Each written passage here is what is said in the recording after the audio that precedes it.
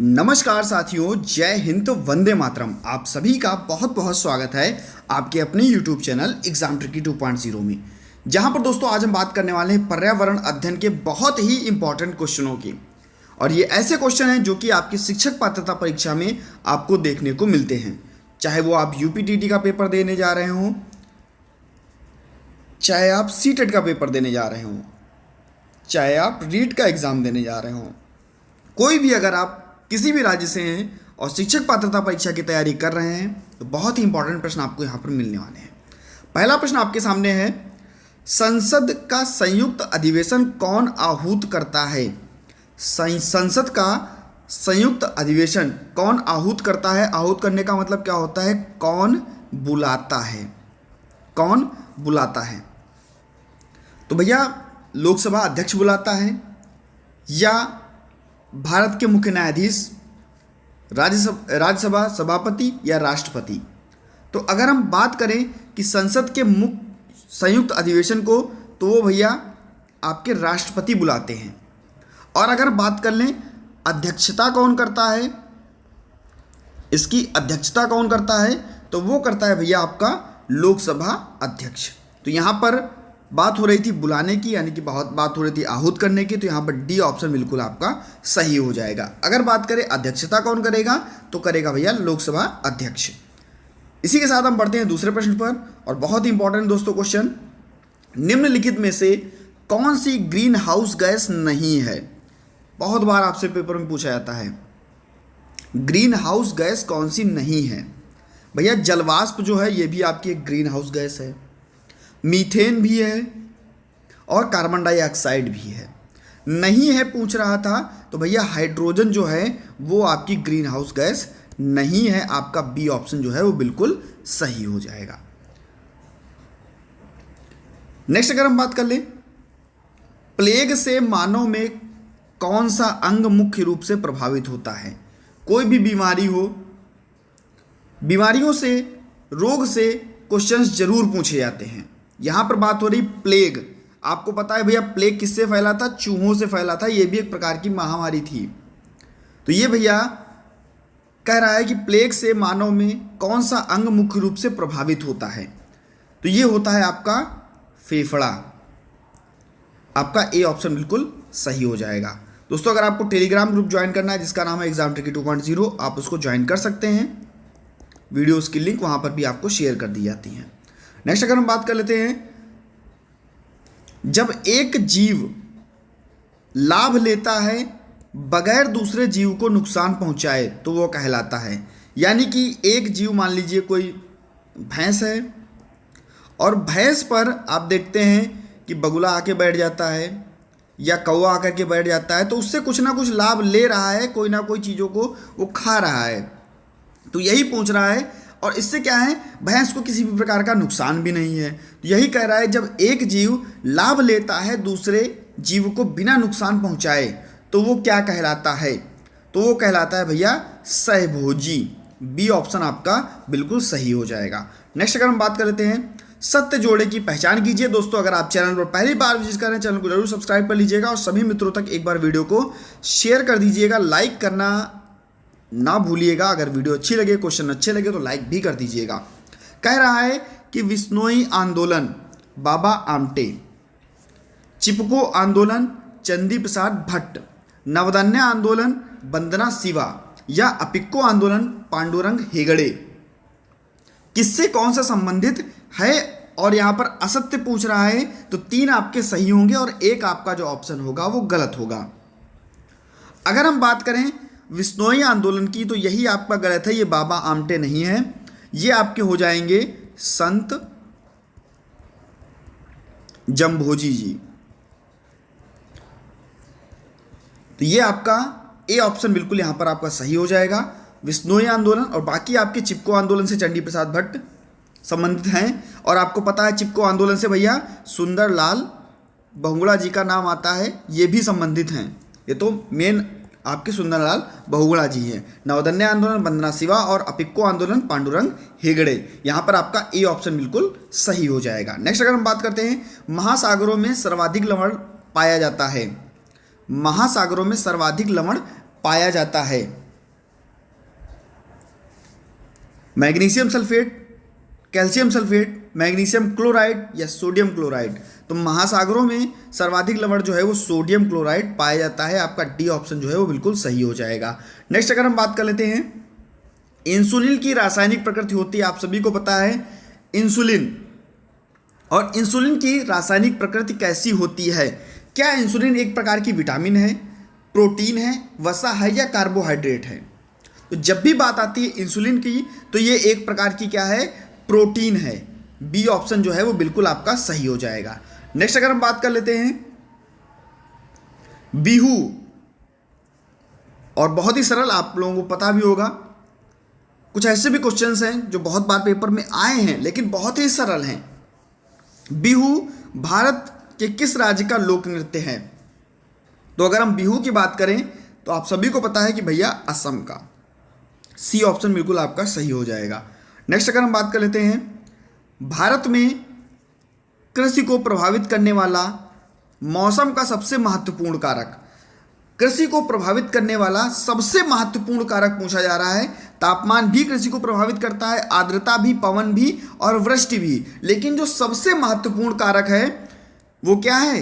वृष्टि, या जिसको हम क्या करते हैं? वर्षा कहते हैं। तो आपका डी ऑप्शन बिल्कुल आपका सही हो जाएगा।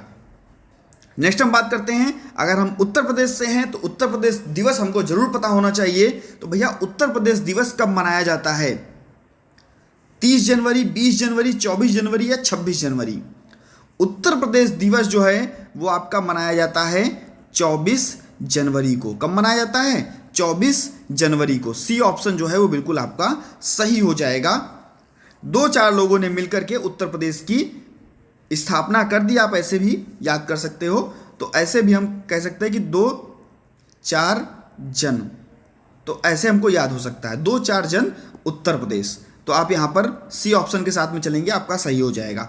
नेक्स्ट हम बात करते हैं, असत्य कथन की पहचान कीजिए, यानी कि 3 ऑप्शन आपके सत्य और 1 ऑप्शन है आपका गलत। कोटोपैक्सी इक्वाडोर,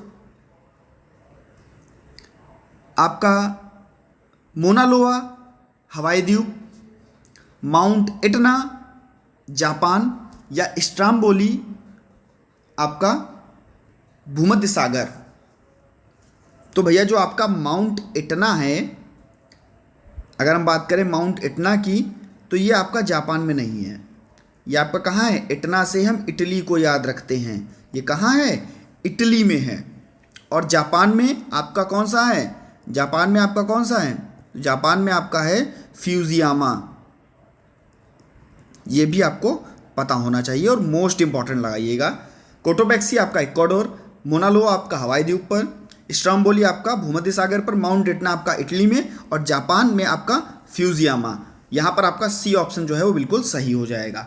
नेक्स्ट अगर हम बात करते हैं, भारत की यह नदी कर्क रेखा को 2 बार काटती है। कर्क रेखा को 2 बार कौन सी नदी काटती है? माही, अमूर, मेकांड या आपका मरे डार्लिंग? तो भैया कर्क रेखा को 2 बार काटने वाली नदी जो है वो माही नदी है। ए ऑप्शन आपका सही हो जाएगा। नेक्स्ट अगर हम बात कर लेते हैं, गौरी गंगा के नाम से कौन सी नदी जानी जाती है? गौरी गंगा के नाम से कौन सी नदी जानी जाती है? रामगंगा, शारदा, कोसी या गंडक? गौरी गंगा के नाम से जानी जाती है आपकी कौन सी नदी? जिसको हम लोग भैया सरयू नदी भी कहते हैं। इसको हम लोग सरयू नदी भी कहते हैं और ये आपकी है शारदा नदी। बी ऑप्शन बिल्कुल आपका सही हो जाएगा। नेक्स्ट हम बात करते हैं, चिल्का झील किस राज्य में स्थित है? चिल्का झील, अरे भैया चिल्का झील वही है जहाँ क्या है? पुरी जगन्नाथ का मंदिर। पुरी जगन्नाथ का मंदिर जिस जहाँ पर है, जिस राज्य में है, वहीं पर आपका क्या है? चिल्का झील है। अब आपको पुरी जगन्नाथ का मंदिर याद होगा। अगर हम बात कर लें कोणार्क का सूर्य मंदिर, तो आप कहोगे सर कोणार्क का सूर्य मंदिर भी वही है जहाँ पर पुरी जगन्नाथ जी का मंदिर है। अगर हम बात कर लें चिल्का झील की, तो कहाँ है भैया? आपकी उड़ीसा में, और उड़ीसा में आपका पुरी जगन्नाथ मंदिर और कोणार्क का सूर्य मंदिर। सी ऑप्शन बिल्कुल आपका सही हो जाएगा। नेक्स्ट अगर हम बात करते हैं, दोस्तों अगर आपको वीडियो अच्छी लग रही हो तो प्लीज़ भैया वीडियो को लाइक करना ना भूला कीजिए और सभी मित्रों तक एक बार वीडियो को जरूर शेयर कर दीजिएगा। चैनल पर नए हैं, अगर आपको वीडियो अच्छी लग रही है चैनल को सब्सक्राइब कर लीजिए, पास में बेल आइकन है उसमें ऑल का ऑप्शन प्रेस कर लीजिए। बहुत बहुत धन्यवाद आप सभी का, आपने चैनल को सब्सक्राइब किया और शेयर करना बिल्कुल भी ना भूलिएगा। नील नदी कहाँ से निकलती है? नील नदी कहाँ से निकलती है? हिमालय से, पठारों से, विक्टोरिया झील से या इनमें से कोई नहीं। तो नील नदी जो है वो आपकी निकलती है विक्टोरिया झील से। सी ऑप्शन बिल्कुल आपका सही हो जाएगा। नेक्स्ट हम बात करते हैं, बहुत ही इंपॉर्टेंट, कह रहा है कि कैलाश सांखला किसके नाम से जाने जाते हैं? क्या उनको बर्ड मैन ऑफ इंडिया कहा जाता है? क्या उनको टाइगर मैन ऑफ इंडिया कहा जाता है? ए व बी दोनों या इनमें से कोई नहीं? तो अगर भैया बर्ड मैन ऑफ इंडिया की हम बात कर लें तो भैया बात आता है डॉक्टर सलीम अली की। डॉक्टर सलीम अली की बात आती है बर्ड मैन ऑफ इंडिया में। अगर हम बात करें कैलाश सांखला जी तो ये भैया टाइगर मैन ऑफ इंडिया। यहाँ पर आपका बी ऑप्शन बिल्कुल सही हो जाएगा और दोनों क्वेश्चन आपके बहुत ही इंपॉर्टेंट हैं, बर्ड मैन ऑफ इंडिया और टाइगर मैन ऑफ इंडिया, आपको याद रखना है। नेक्स्ट अगर हम बात करते हैं, इन्वायरर से क्या तात्पर्य है? इन्वायरर से क्या तात्पर्य है? पास पड़ोस, जैविक और अजैविक, सजीव एवं निर्जीव। तो भैया अगर हम इन्वायरर शब्द की बात करें तो इन्वायरर शब्द का मतलब होता है पास पड़ोस। आप सभी को पता है पास पड़ोस, और पास पड़ोस के अंतर्गत आपका जैविक अजैविक आता है और जैविक अजैविक भी आपका सजीव और निर्जीव आता है, यानी कि डी ऑप्शन बिल्कुल आपका सही हो जाएगा। नेक्स्ट अगर हम बात कर लेते हैं, सूर्य से दूरी के क्रम पर बृहस्पति का स्थान है, यानी कि सूर्य से बृहस्पति का कौन सा स्थान है? दूसरा, चौथा, पांचवा या छठा? कमेंट सेक्शन में जरूर जाकर के कमेंट किया कीजिए, क्वेश्चंस आपको याद रहते हैं। तो अगर हम बात कर लें सूर्य से सबसे निकट तो आप कहोगे सर बुध है, बुध के बाद में आपका शुक्र है, फिर आपका पृथ्वी है, फिर आपका मंगल है, फिर आप क्या कहोगे सर ये फिर आपका आ गया बृहस्पति है, ठीक है। इसके बाद में आपका शनि है, फिर आपका अरुण है, फिर आपका वरुण है। तो अब यहाँ पर आप देख सकते हैं कि बुध, शुक्र, पृथ्वी, मंगल और बृहस्पति। बृहस्पति आपका कितने 5वें स्थान पर आया। यहाँ पर सी ऑप्शन बिल्कुल आपका सही हो जाएगा।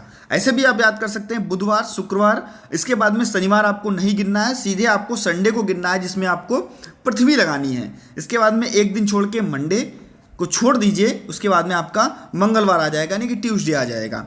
फिर आपका वेडनेसडे को छोड़ दीजिए, आपका थर्सडे आ जाएगा। फिर आपका थर्सडे के बाद में फ्राइडे को छोड़ना है, सैटरडे आ जाएगा और अरुण वरुण आपको याद रहेगा। तो इस प्रकार से आप इसको याद भी कर सकते हो एक एक दिन छोड़ करके। यहाँ पर आपका सी ऑप्शन जो है बिल्कुल सही हो जाएगा। नेक्स्ट हम बात करते हैं, निम्न में से कौन सा ग्रह सूर्य की परिक्रमा पूर्व से पश्चिम दिशा की ओर करता है? कौन से ग्रह ऐसे हैं जो सूर्य की परिक्रमा जो है पूर्व से पश्चिम दिशा की ओर करते हैं? तो ये आपको जरूर पता होना चाहिए और वेरी वेरी इंपॉर्टेंट क्वेश्चन लगाइएगा। बुध, मंगल, शुक्र, अरुण, शनि, बृहस्पति, अरुण और वरुण।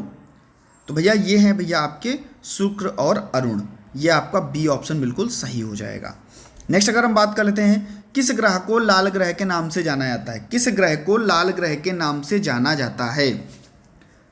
किस ग्रह को लाल ग्रह के नाम से जाना जाता है? सभी को पता है कौन सा ऐसा ग्रह है जिसको लाल ग्रह के नाम से जाना जाता है। बहुत ही अच्छा क्वेश्चन है। अगर आपने पूरी वीडियो देखी है तो भैया कमेंट कीजिए जा करके कैसी लगी आपको ये वीडियो, और लाल ग्रह के नाम से किस ग्रह को जाना जाता है। ऑप्शंस आपके सामने हैं, आप कमेंट सेक्शन में बता सकते हैं। मिलता हूँ नेक्स्ट वीडियो में, इसका आंसर आपको कमेंट सेक्शन में बताना है। बहुत बहुत धन्यवाद आप सभी का, आप सभी चैनल से जुड़े और आपने चैनल को सब्सक्राइब किया। इसका आंसर देना ना भूलिएगा। मिलता हूं दोस्तों नेक्स्ट वीडियो में नई जानकारी के साथ। धन्यवाद।